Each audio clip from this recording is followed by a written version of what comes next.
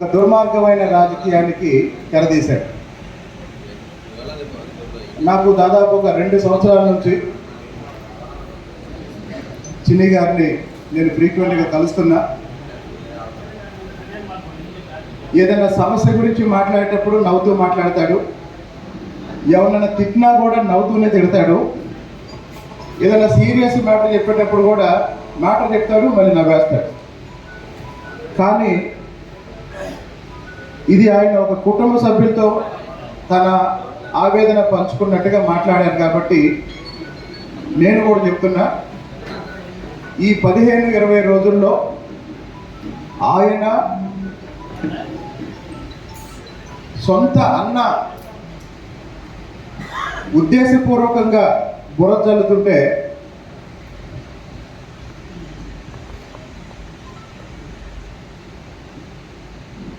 ఆయన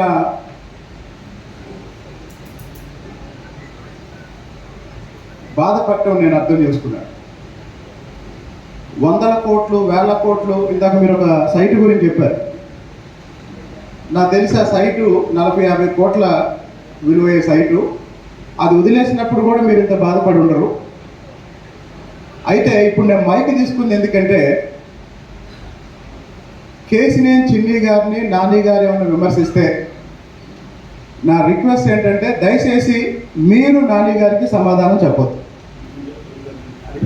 7 ఎమ్మెల్యేలు ఉన్నాం, వేలాది మంది నాయకులు ఉన్నారు, లక్షలాది మంది కార్యకర్తలు ఉన్నారు. ఎన్నికలకు ముందు ప్రచారంలో భాగంగా నాని గారు తిరువూరు వచ్చి చిన్ని గారి గురించి నా గురించి చాలా మాట్లాడారు.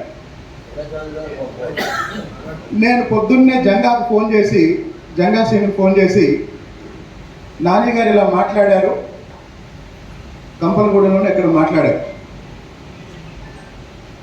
రేపు మళ్ళీ నాని గారు తిరువూరు నియోజకవర్గంలో ఎక్కడ కార్యక్రమం పెట్టుకున్నా నేను వెళ్ళి ఆపుతాను. ఆయన చేసిన విమర్శలకి సాక్ష్యాలు సమాధానం చెప్పమని నేను అడుగుతాను. నీ సలహా ఏంటి అంటే, జంగా ఏం చెప్పాడంటే, ఆయన ఏదో రాజకీయం కోసం 4 రాళ్ళు వేసిపోతున్నాడు, దాని గురించి పట్టించుకోకుండా ఇప్పుడు మన ప్రచారం బ్రహ్మాండంగా జరుగుతుంది, అట్లానే ముందుకు వెళ్ళిపోండి అని చెప్పాడు. కాబట్టి నాని విషయంలో, ఆయన విమర్శల విషయంలో వాటి లక్ష్యం ఒకటే, ఏదో విధంగా చిన్ని గారి మీద బుర్ర చల్లాలి. కాబట్టి మళ్ళీ ఇంకొకసారి ఆయనకి సమాధానం చెప్పాల్సిన సందర్భం వచ్చినప్పుడు నేను మళ్ళీ చెప్తున్నాను, 7 ఎమ్మెల్యేలు ఉన్నాం, వేలాది మంది నాయకులు ఉన్నారు, లక్షలాది మంది కార్యకర్తలు ఉన్నారు. మీరు ఎప్పుడు గ్రీన్ సిగ్నల్ ఇస్తే అప్పుడు కేసినేని నాని, ఆయన విమర్శల వెనకాల ఉన్న వ్యక్తులు శక్తులు వాళ్ళందరి గురించి మాట్లాడి వాళ్ళ నిజ స్వరూపాన్ని రాష్ట్ర ప్రజలకు చూపించే బాధ్యత మాది అని మీకు తెలియజేస్తుంది.